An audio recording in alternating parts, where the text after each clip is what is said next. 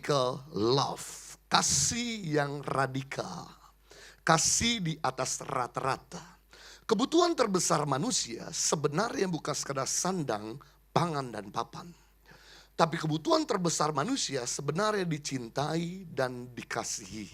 Buktinya kebutuhan terbesar manusia bukan sekadar sandang, pangan, dan papan, yaitu dicinta dan dikasih. Buktinya persentase orang yang mati karena kurang dicintai lebih banyak daripada persentase orang yang mati karena kemiskinan. Persentase orang yang mati karena kurang dihargai lebih banyak daripada persentase orang yang mati karena kelaparan. Hampir jarang kita mendengar sekarang ini orang mati karena gak bisa makan. Orang mati karena hidup miskin. Tapi seringkali setiap hari kita dengar di Jepang, di Korea, di Indonesia, dan semua negara-negara maju di dunia, hampir setiap hari mendengar berita orang mati bunuh diri karena mereka merasa bahwa mereka gak dikasihi. Dan coba bisa bayangkan apa yang terjadi jika setiap orang di dunia ini hidup saling mengasihi dan mencintai. Coba bayangkan apa yang terjadi jika seluruh penduduk yang ada di Indonesia hidup saling mengasihi dan mencintai. Apa yang terjadi jika seluruh penduduk yang ada di kota Jakarta hidup saling mengasihi dan mencintai. Yang pasti Jakarta tidak pernah ada perceraian. Yang pasti Indonesia tidak pernah ada kejahatan. Yang pasti dunia ini tidak pernah ada pembunuhan jika setiap orang hidup saling mengasihi dan mencintai. Kenapa di surga tidak ada kejahatan? Kenapa di surga tidak ada pembunuhan? Kenapa di surga tidak ada air mata? Karena semua orang tinggal di surga hidup saling mengasihi dan mencintai. Jadi kalau kita menginginkan surga datang dalam rumah tangga kita, kalau kita menginginkan surga datang dalam tempat pekerjaan kita, kalau kita menginginkan surga datang bagi kota dan bangsa kita, praktekkan kasih. Sebab di mana ada kasih, pasti ada kerajaan Allah datang di tengah-tengah kita. Yang mengerti katakan amin. Mari saya beri definisi apa itu radical love. Radical love is giving our best to make others better. Memberi yang terbaik untuk orang lain menjadi lebih baik. Radikal kasih memberi yang terbaik untuk orang lain lebih sejahtera. Dan untuk memberi yang terbaik, kita tidak mesti harus jadi yang terbaik. Kita bisa memberi yang terbaik sekalipun kita belum kaya raya. Kita bisa memberi yang terbaik sekalipun kita belum lulusan S1. Kita bisa memberi yang terbaik sekalipun kita belum punya pangkat. Kita bisa memberi yang terbaik dengan apa yang ada pada kita. Yang menjadi pertanyaan adalah dari mana saya tahu? Apakah saya sudah memberi yang terbaik atau belum?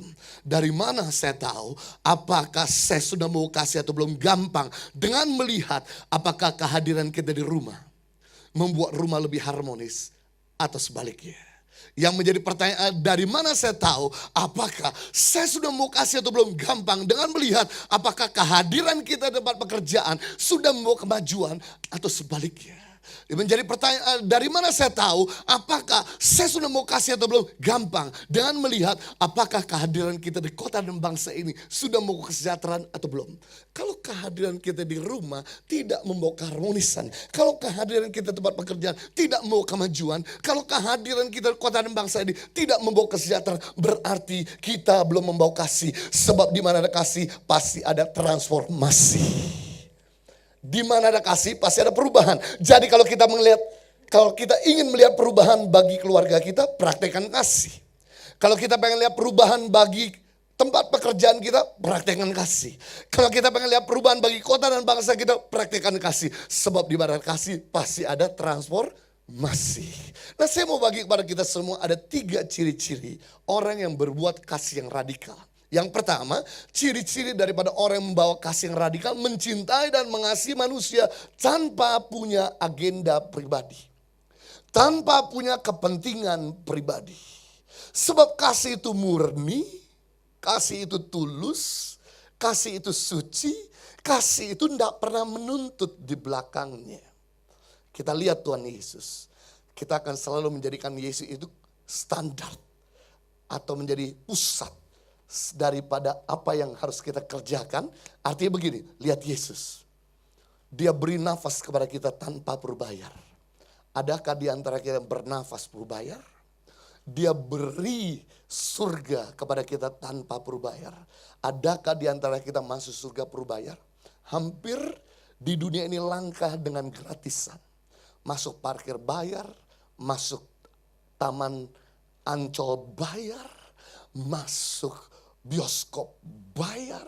Bahkan begitu banyak orang yang lakukan donor darah, bagi sembako, beri bantuan, tapi ingin nomornya dicoblos.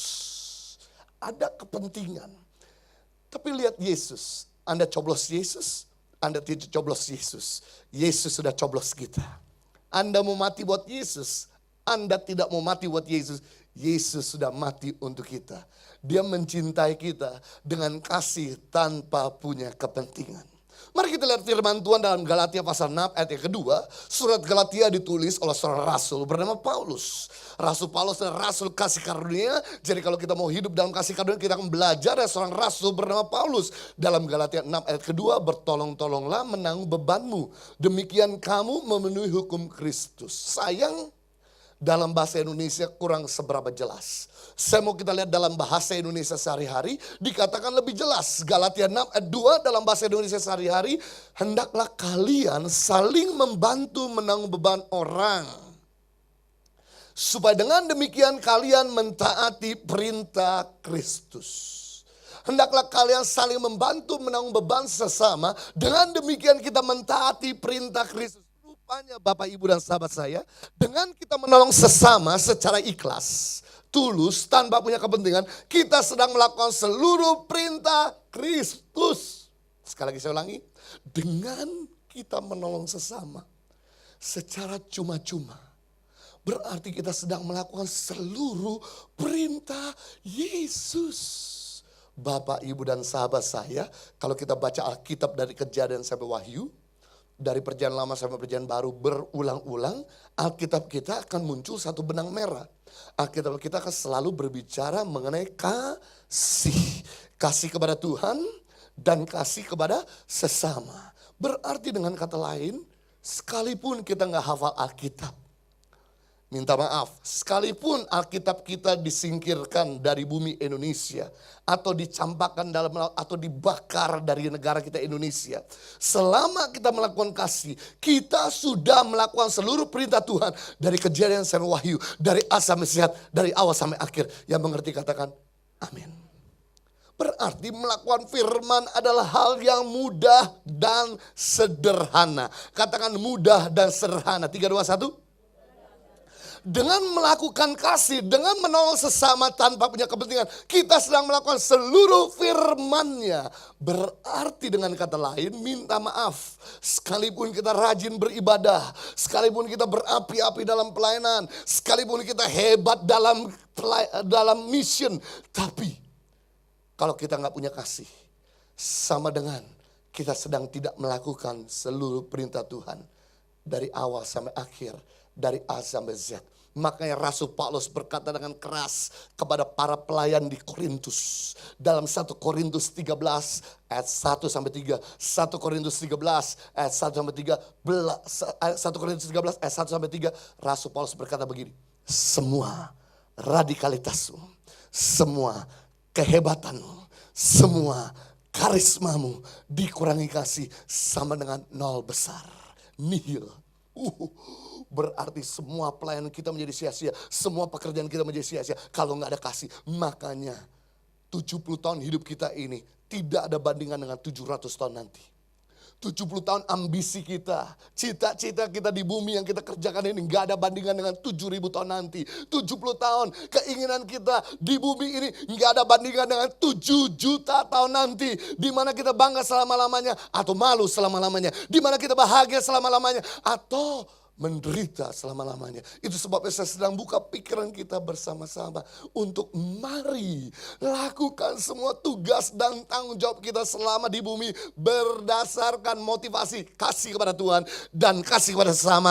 Maka kita akan bangga dan bahagia selama-lamanya. Ada 4 alasan kenapa Tuhan tidak mengendaki kita menuntut imbalan ketika kita berbuat kebaikan. Ada 4 alasan kenapa Tuhan tidak mengendaki kita menuntut imbalan ketika kita berbuat kasih. Yang pertama, karena tugas kita adalah meringankan beban orang dan bukan menambah beban sesama. Tugas kita meringankan bukan menekan atau menambah beban mereka. Karena tugas daripada radical love is giving our best to make others better. Memberi yang terbaik untuk orang yang lebih bahagia, lebih sejahtera, lebih sehat, lebih dekat sama Tuhan, lebih baik. Kalau tangan kanan memberi, tangan kiri menuntut. Tangan kanan memberi, tangan kiri pengen dipuji. Maka sebenarnya kita telah memberikan tekanan batin kepada orang yang kita bantu. Kita sedang memberikan tekanan batin atau beban mental kepada mereka yang kita bantu. Karena mereka akan berpikir begini, bagaimana saya bisa balas budimu? Bagaimana saya bisa balas hutang-hutangmu?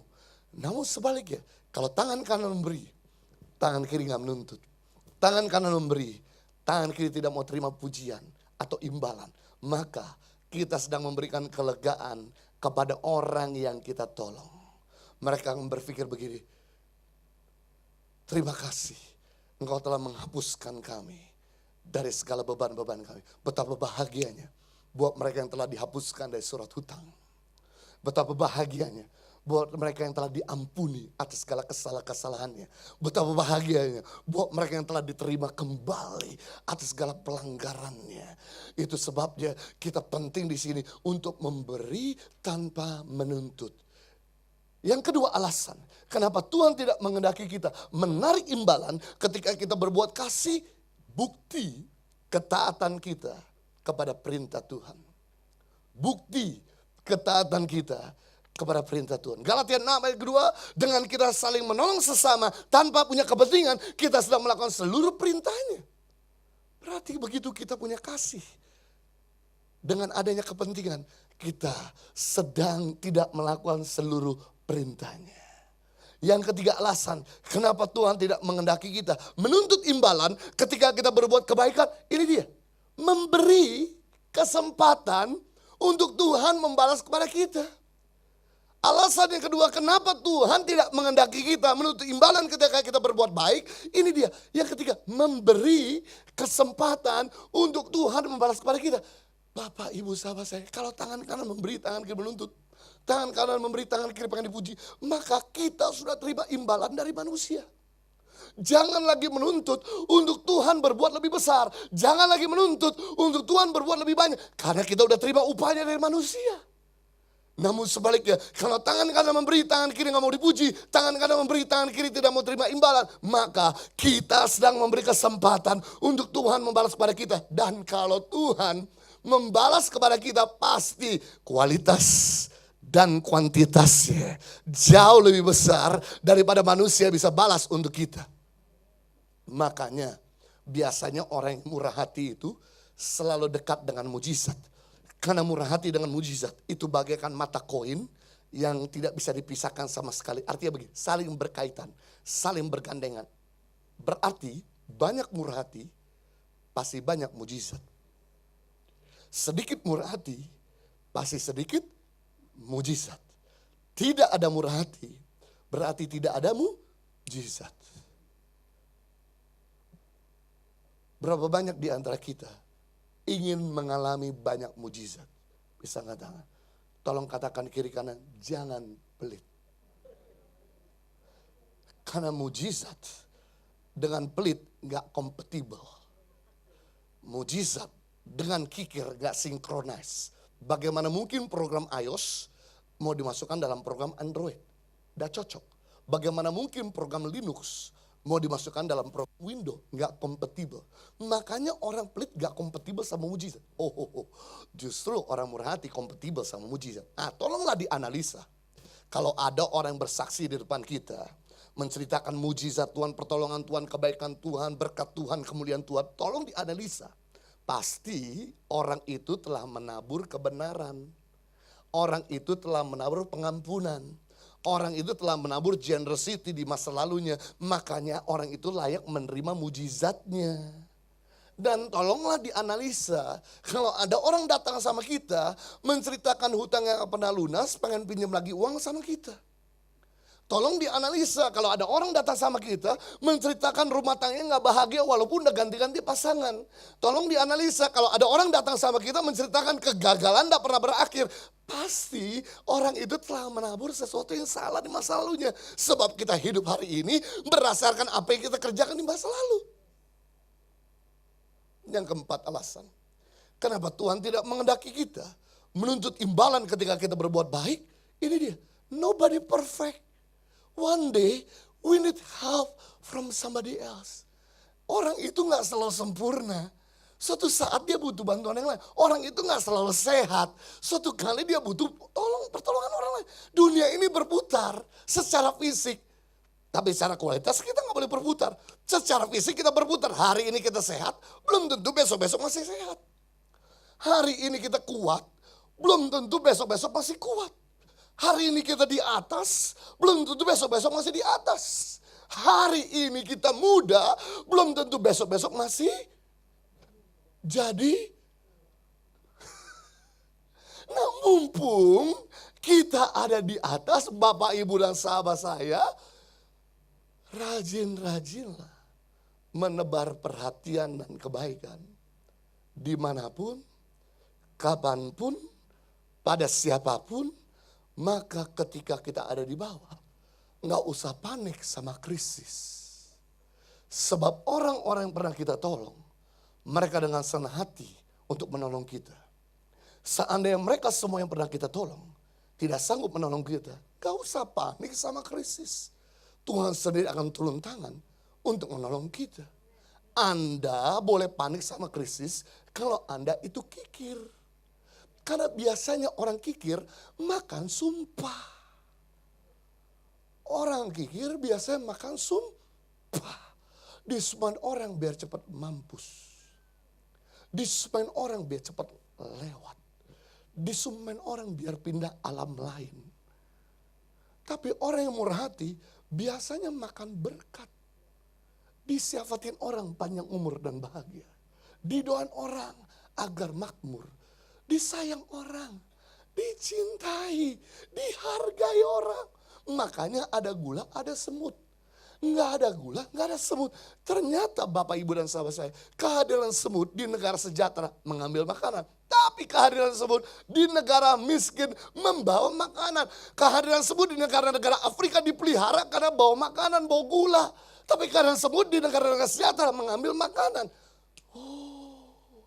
Suatu kali Bapak, Ibu, dan sahabat saya melihat di status media sosial, di mana saya buka, ada seseorang mencantumkan di status media sosial ya. Pas muncul di saya punya history, orang ini menulis, hari ini saya ulang tahun, tidak ada seorang pun mengucapkan happy birthday. Kok ulang tahun pengumuman? Saya cuma mikir Bapak, Ibu, dan sahabat saya. Kalau lagi 364 hari, pas dia nggak ulang tahun. Sekali lagi saya ulangi, lagi 364 hari, pas dia nggak ulang tahun.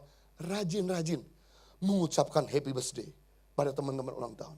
Rajin-rajin mendoakan pada teman-teman ulang tahun. Rajin-rajin memberikan bingkisan pada teman-teman ulang tahun. Maka pada waktu dia ulang tahun, nggak usah tiup trompet.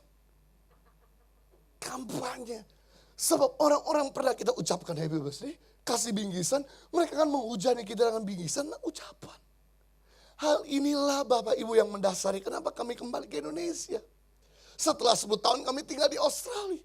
Sampai sekarang orang tua dan 3 adik kandung kami masih di Australia. Mereka sudah warga negara Australia. Saya pun masih pihak Australia. Tapi kenapa kami kembali ke Indonesia? Karena kami berpikir gini, mumpung nih masih produktif. Mumpung nih masih sehat. Dan kemudian di Indonesia melihat setiap tahun meningkat jumlah anak-anak gak bisa sekolah. Akhirnya kami putuskan, mumpung masih sehat. Dan puji Tuhan, begitu kembali ke Indonesia, dari mulai satu tempat kita tolong, sekitar 5 anak, sekarang jadi 70 tempat, jadi 5.000 anak. Dari mulai satu kota, sekarang ini 74 pedalaman Indonesia. Bapak, Ibu, minta maaf nih. Kalau saya nih udah susah jalan, pakai tongkat. nafas pakai alat bantu. Sebentar-sebentar batuk-batuk. Puh, puh, puh, puh. Gimana mau nolong Indonesia kalau saya sendiri perlu ditolong? Gimana saya mau bantu yang lain kalau saya sendiri ini merepotkan? Makanya Bapak, Ibu, dan sahabat saya, mumpung Tuhan tuh masih kasih kita kesehatan, kekuatan, produktivitas. Ayo, ini kesempatan yang terbaik untuk kita menabur kasih tanpa punya kepentingan. Karena we never know pada waktu kita ada di bawah. Kita nggak pernah tahu pada saat kita lemah, pada saat kita membutuhkan. Yang mengerti katakan amin, yang beri tepuk tangan, yang meriah buat Raja kita. Yang kedua, ciri-ciri orang yang berbuat kasih yang radikal, mencinta dan mengasihi manusia tanpa memandang perbedaan. Mari lihat Tuhan Yesus. Selalu jadikan Yesus itu standar. Lihat Yesus. Yesus mengasihi orang kulit putih. Yesus juga mengasihi orang kulit hitam. Yesus mengasihi orang rambut lurus. Yesus juga mengasihi orang rambutnya tidak lurus. Bahkan yang tidak punya rambut pun jangan panik. Tuhan tetap sayang kita. Buktinya dia beri hujan buat pendosa. Buktinya dia beri matahari buat penjahat. Kalau nggak ada matahari, nggak ada hujan, berarti tidak ada yang hidup di planet ini. Berarti Tuhan sedang memberi kesempatan pendosa berubah. Tuhan sedang beri kesempatan penjahat berubah. Harusnya kasih yang sama kita berikan pada orang di sebelah kita, di sekeliling kita. Mari mencinta dan mengasihi tanpa memandang agama. Mari mencinta dan mengasihi tanpa memandang status sosial. Mari mencinta dan mengasihi tanpa memandang suku. Mari mencinta dan mengasihi tanpa memandang perbedaan pendapat. Bapak, Ibu, dan sahabat saya, perbedaan pendapat belum tentu salah. Perbedaan pendapat belum tentu salah. Perbedaan pendapat justru membuat kita memutuskan lebih bijaksana. Perbedaan pendapat justru membuat kita terhindar dari kesalahan dan kegagalan. Perbedaan pendapat justru mencondongkan kita kepada keberhasilan. Bapak, Ibu, dan sahabat saya, Tuhan itu sungguh luar biasa. Dia mengasihi orang yang tinggi, dia juga mengasihi orang yang tidak tinggi. Maka jangan beda-bedakan orang yang baik sama kita sama orang yang tidak baik. Itu sebabnya Yesus mengajarkan, kalau kau ditampar pipi kananmu, berikanlah pipi kirimu. Artinya begini, mari belajar mengasihi dengan kasih radikal kepada orang yang tidak mampu berbuat baik kepada kita. Kalau kita berbuat baik kepada orang yang baik sama kita, itu kasih keadilan, itu kasih normal. ISIS juga bisa lakukan itu. Mafia, orang dunia dan tidak beragama juga bisa lakukan kasih keadilan. You baik sama aku baik sama kau. You jahat sama aku jahat sama kau. Itu kasih keadilan. Makanya Yesus sedang mensodorkan kepada kita kasih di atas rata-rata, yaitu kasih agape, kasih yang radikal. Kalau ada orang jahat sama kamu, berbuat baik. Itu kasih yang gak beda-bedain. Makanya ya Bapak Ibu, kita kaya, kita gak kaya, kita pinter, kita gak pinter, kita putih gak putih, tetap aja. Begitu kita mati, tulangmu juga putih-putih. Sama. Adakah di antara kita yang tulangnya hitam? Mari kita lihat firman Tuhan dalam Galatia 6 ayat yang ke-10 ayat berikutnya. Karena itu, selama masih ada kesempatan bagi kita, marilah kita berbuat baik kepada semua orang. Katakan semua orang, 3, 2, 1. Kata semua orang itu artinya gini, bukan seetnik, bukan sesuku, bukan seagama, bukan sependapat. Semua orang, tetapi terutama kepada kawan-kawan kita seiman. Yang keren dari Rasul Paulus, sebetulnya kita gak pernah menyadari perkataannya beliau. Dia berkata begini, selama masih ada kesempatan bagi kita, mari kita berbuat baik pada semua orang. Berarti Rasul Paulus sedang memberitahu, suatu hari nanti kita gak punya kesempatan lagi berbuat baik. Rasul Paulus sedang berpikir melenting jauh ke depan. One day kita gak punya kesempatan lagi berbuat baik. Berarti Bapak, Ibu, dan sahabat saya, berbuat baik itu gak selalu ada kesempatan. Akan ada tiba waktunya kita nggak punya kemampuan lagi berbuat baik. Kapan kita nggak punya kesempatan lagi berbuat baik? Dua momen, dua waktu, dua tempat. Kapan kita nggak punya kesempatan berbuat baik? Yang pertama, pada waktu orang di sebelah kita, sekeliling kita masuk liang kubur. Waktu orang yang kau benci masuk liang kubur. Waktu orang yang kau kasih masuk liang kubur. Tangisanmu, pemberianmu, pelukanmu tidak akan pernah menyentuh orang itu. Jadi kesempatan buat kita berbuat baik waktu orang itu masih hidup. Makanya Bapak Ibu, mumpung mertua yang bikin gondok masih hidup, cintai dan kasihi. Karena umurnya gak lebih panjang dari kita. Jangan kacang lupa kulit. Mertua yang kasih lahir anaknya. Mertua yang kasih sekolah kuliah anaknya. Mertua yang kasih lulus anaknya. Begitu kita naksir, langsung ditempel, dikejar, dan langsung kita berkata, do you want married with me please? Please, please, yes I do. Langsung samperin baik-baik sama mertua. Manis sama mertua. Langsung pindahkan begitu married ke rumah kita. Begitu tuh anak pindah ke rumah kita, mertua ulang tahun, enggak pernah kita kasih bingkisan. Jalan-jalan keluar kota, luar negeri, nggak pernah dikasih oleh-oleh. Mertua posting Instagram, nggak pernah dikasih like. Nanti begitu kita jadi mertua, menantumu lakukan yang sama. Jadi jangan ngoceh sama menantu yang jahat. Kenapa? Tabur tuai.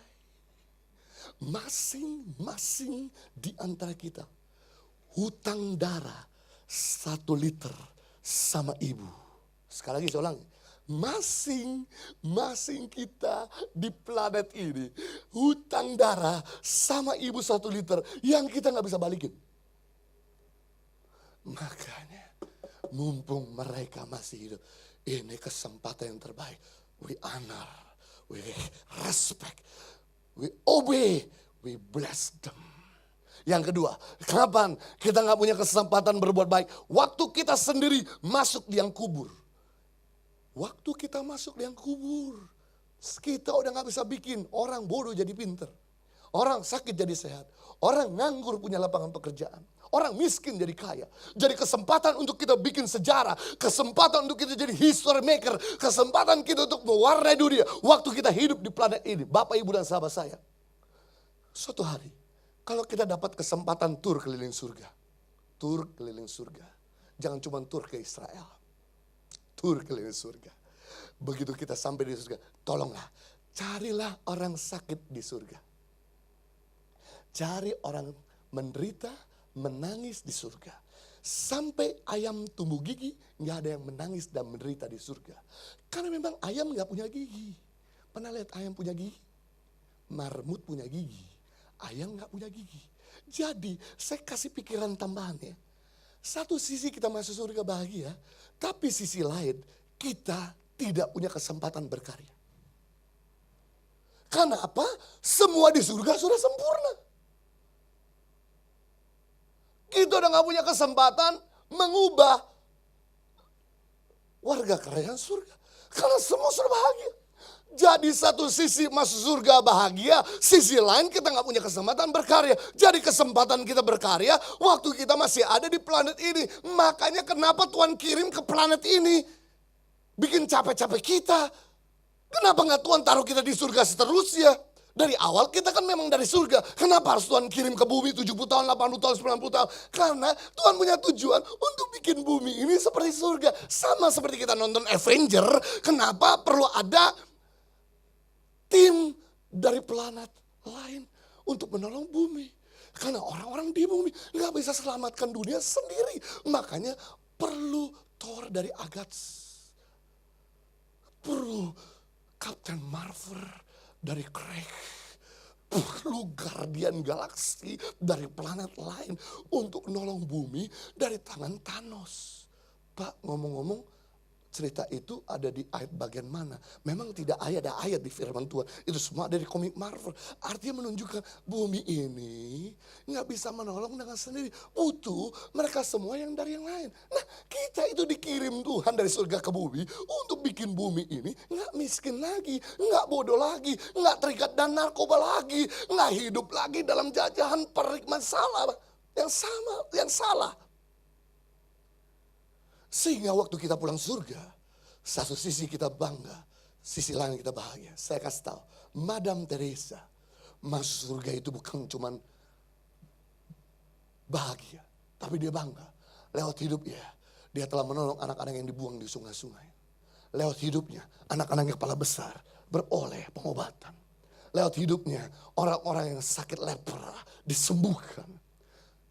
Bapak Ibu sahabat saya, gajah mati meninggalkan gading. Harimau mati meninggalkan belang. Manusia mati meninggalkan nama. Nelson Mandela masuk surga bukan cuma bahagia. Dia bangga karena dia telah berkarya. Menyatukan orang kulit putih dan hitam di Afrika. Saya pengen kita itu di bumi ini make something. Buat sesuatu. Supaya ketika kita pulang surga, bukan cuma bahagia, bangga, namamu dikenang. Itu sebabnya kami mulai pikirkan nolong-nolong daerah-daerah pedalaman. Karena daerah pedalaman, ada daerah yang kering khususnya di NTT, yang kami lakukan, kami beri bantuan beras. Kalau udah mulai bulan Mei sampai bulan Desember, bisa tanyakan teman kita di sini, ada yang dari Sabu, full timer di gereja ini, maka semua sungai itu jadi kering. Kalau saya udah lewat di bulan Mei, masuk di NTT, saya lewatin jembatan-jembatan dan di bawah ada sungai yang lebar dan panjang, nggak ada air. Air saya sedikit masih diminum dan dijilat. Pemandangan ini nggak pernah ada di luar negeri ataupun di Pulau Jawa, Sumatera, Kalimantan dan sebagainya. Tapi pemandangan ini ada di Nusa Tenggara Timur. Mereka harus jalan kaki pagi-pagi jam 5, jam 6 untuk cari air 3 jam, nimba, kemudian pulang lagi. Sebab begitu lewat jam 9, air mulai kering. Harus pagi-pagi benar. Kita mau mandi tinggal buka keran, kita mau minum tinggal pencet galon. Enak banget hidup kita. Mereka nggak bisa begitu. Makanya kita coba kasih pengeboran. Waktu kita bor beberapa tempat, inilah disebut dengan daerah bukit tidak bergunung. Bukan gunung berbukit. Karena di mana ada gunung berapi pasti ada kesuburan. Tapi di mana tidak ada gunung berapi kering. Ini bukit tidak bergunung. Kita bor 120 meter ke bawah nggak ada air. Menurut ahli geologi 80 meter pasti harusnya sudah dapat air. Ini 120 meter beberapa 3 lubang nggak ada air. Membuktikan betul-betul daerah itu kering sekali. Makanya kami bangunkan MCK. Kami cari daerah-daerah yang dimana dengan pusat mata air. Harus jalan kaki sedikit, tapi dibangunkan MCK sehingga bisa minum di air yang bersih. Kemudian buang air besar, buang air kecil di tempat yang nyaman. Karena rumah-rumah mereka terbuat dari rumah bulat seperti ini yang tidak ada toilet.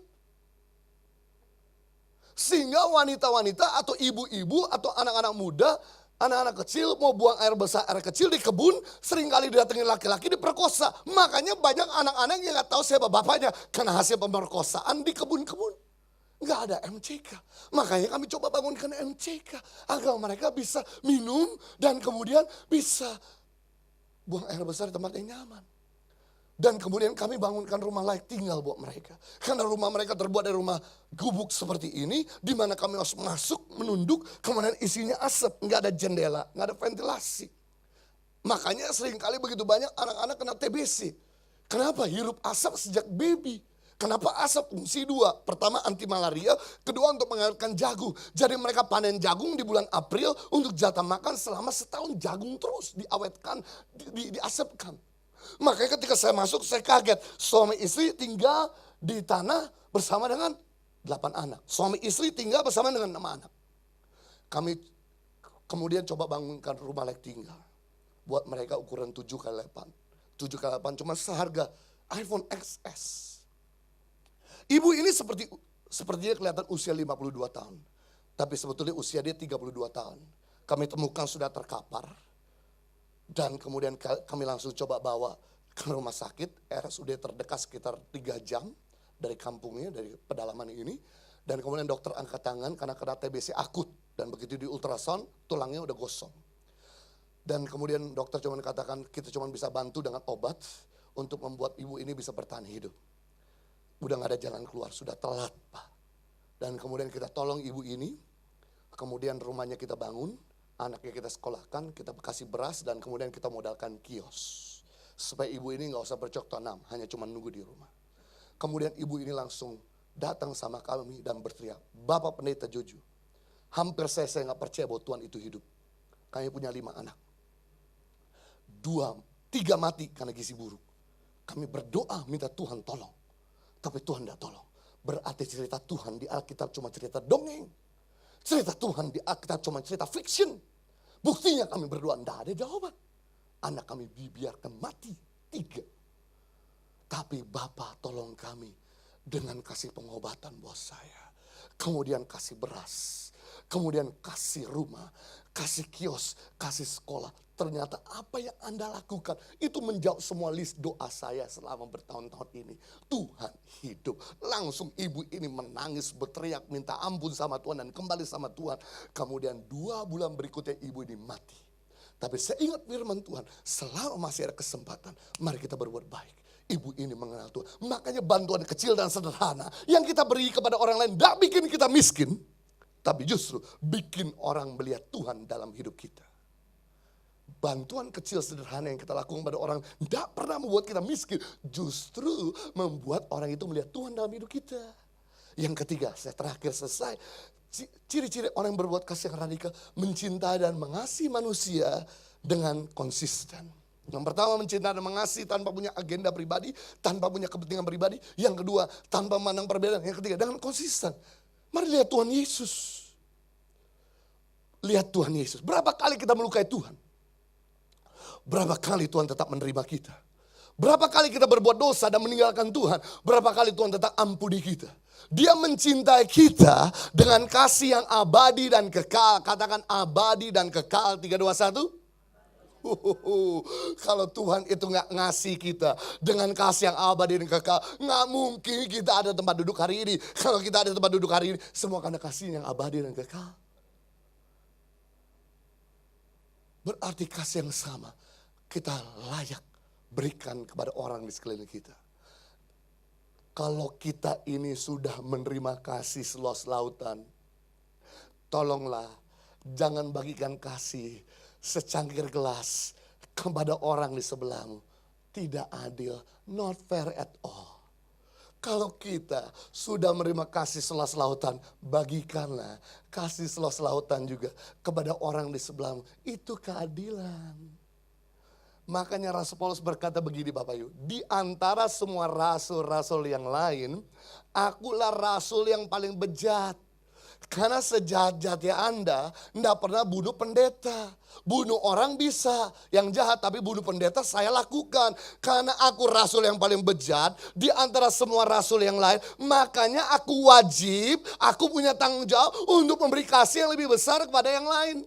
Berarti Rasul Paulus sedang memberitahu pada kita, jangan bangga dulu kalau kita sering diampuni. Karena kita punya tanggung jawab untuk memberi pengampunan lebih banyak. Jangan senang dulu untuk kita dikasih. Karena kita punya tanggung jawab untuk memberi kasih lebih banyak pada orang lain. Karena itu memang seharusnya kita lakukan. Makanya hitung-hitung kalkulasi. Kalau kita mau buat dosa, kalau kita mau jahat, karena kita punya tanggung jawab untuk memberi kebaikan lebih banyak buat mereka. Ayat terakhir Galatia 6 ayat 9, janganlah kita jemu-jemu berbuat baik. Karena apabila sudah datang waktunya, kita akan menuai jika kita tidak menjadi lemah. Rasul Paulus berkata, janganlah kita jemu-jemu berbuat baik. Artinya jangan bosan-bosan berbuat baik. Jangan tawar hati berbuat baik. Jangan berhenti berbuat baik. Karena apabila sudah datang waktunya kita akan melihat perubahan. Kalau kita tidak menjadi lemah. Berarti ada 2 hal yang kita gak pernah lihat transformasi. Ada 2 hal yang membuat kita gak pernah lihat perubahan dalam hidup kita. Yang pertama, yang kita gak pernah lihat transformasi dalam hidup orang lain. Yang pertama, kita berhenti berbuat baik. Yang kedua, kita lemah berbuat baik. Yang pertama kita berhenti berbuat baik. Yang kedua lemah berbuat baik. Berarti berbuat baik itu harus continue, harus konsisten. Yang kedua berbuat baik itu harus semangat, harus antusias, harus sukacita. Jangan ngedumel. Harus ada pukulannya terasa, bang, gebukannya.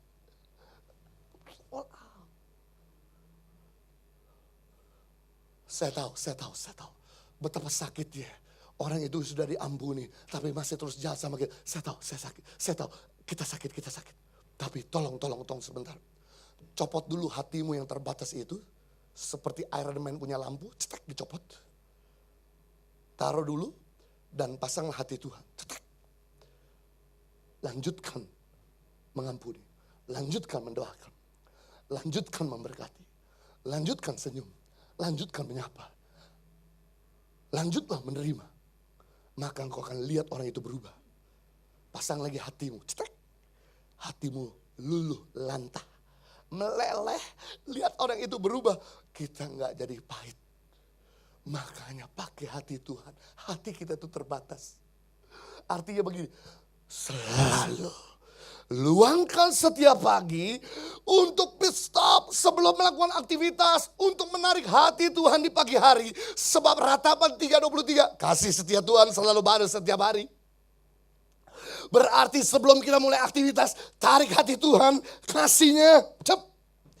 Karena kasih itu panjang sabar, kasih itu murah hati, kasih tidak sombong, kasih itu tidak mementingkan diri. Begitu kita tarik, maka hari-hari yang kita lalui punya defense mechanism. Kita punya defense yang kuat terhadap serangan, terhadap kepahitan. Kenapa kita pahit? Karena kita gak pernah tarik hati Tuhan di pagi hari. Wah, keren sekali. Saya tutup dengan kesaksian terakhir. Kami nolong anak-anak sejak tahun 2006, 2007 di kota-kota. Tapi 2008 kami putuskan di pedalaman. Waktu 2008 kami coba pergi ke pedalaman Maluku Utara. Karena daerah ini korban kerusuhan di tahun 2000. Waktu itu penerbangan tidak banyak. Saya terbang dari Jakarta menuju Manado 3 jam. Dari Manado untuk ke pesawat kecil baling-baling ke Pulau Ternate. Dari Pulau Ternate kemudian saya menyeberang lagi pakai speed 1 jam. Dan kemudian sampai di pelabuhan. Kayak masuk lagi pedalaman 4 jam setengah. Makan waktu kira-kira 9 jam sampai 10 jam. Sampai di pedalaman Maluku Utara saya kaget. Semua anak-anak pada busung lapar. Dan kemudian kami tes. Tidak ada satupun SD, SMP, SMA yang bisa baca tulis. Saya kaget di zaman modern 2008. Masih banyak anak SMP, SMA gak bisa baca tulis. Saya pulang kembali ke Jakarta. Gak punya pilihan. Kirim staff terbaik. Karena kirim terbaik, hasil terbaik. Kirim asal-asalan, hasil asal-asalan. Makanya hati-hati. Jadi orang terbaik biasa dikirim duluan. Kami punya staff lulusan S1 pinter ngajar, cinta anak-anak. Kami kirim adopsi 100 anak di pedalaman Maluku Utara. Kasih pendidikan tiap hari. Kemudian kita kasih makan tiap hari gizi. 6 bulan berikutnya saya datang kembali ke tempat yang sama. Saya cari mereka yang busung lapar. Ciri-ciri anak busung lapar itu perut buncit, badan kurus, rambut pirang.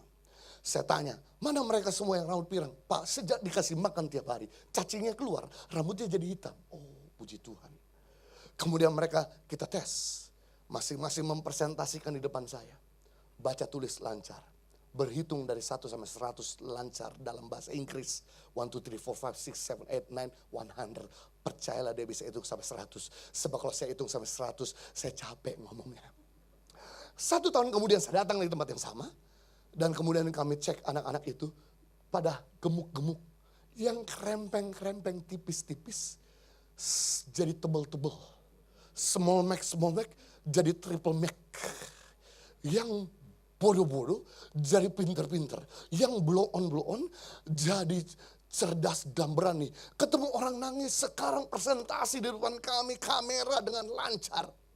Dan kemudian hafal 50 ayat tanpa baca Alkitab. Saya kaget pendetanya nggak hafal 50 ayat.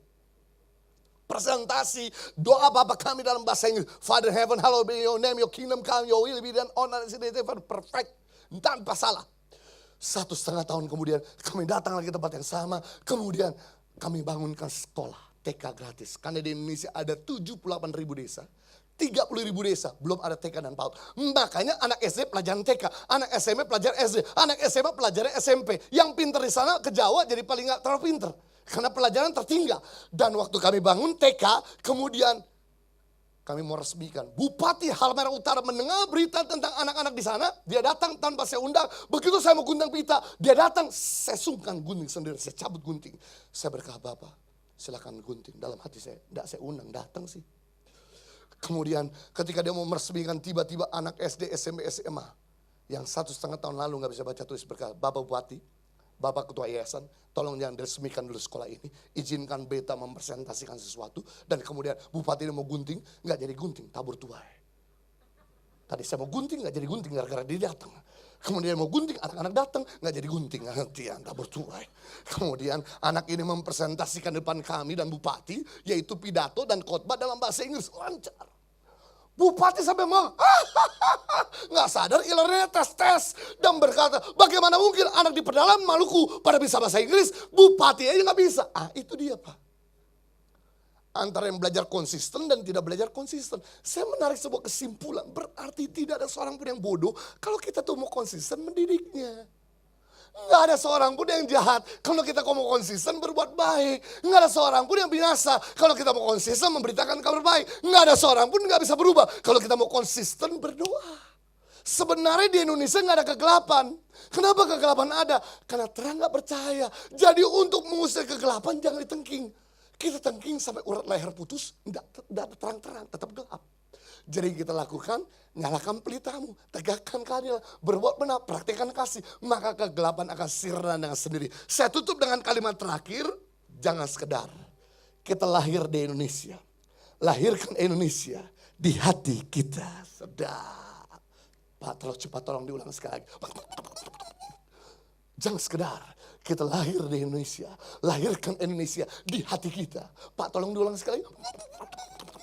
Jangan sekedar kita lahir di Indonesia, lahirkan Indonesia di hati kita. Salam merdeka Indonesia.